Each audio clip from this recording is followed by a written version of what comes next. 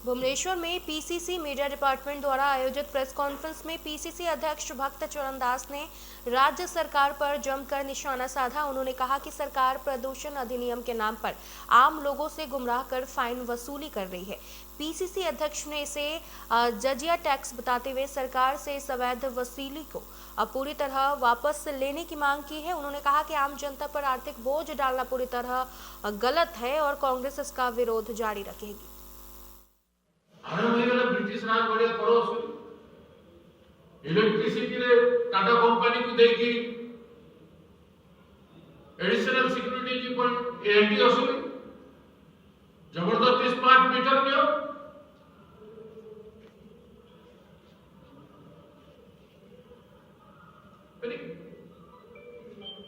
जोटी बिजली रे जेंती करछंती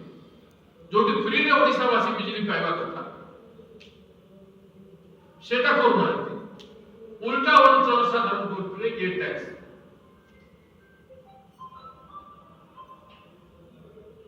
सेति भाई युवा कांग्रेस फैसला करिछि आसंता काली मंत्री को साइकिल रे जागी गेली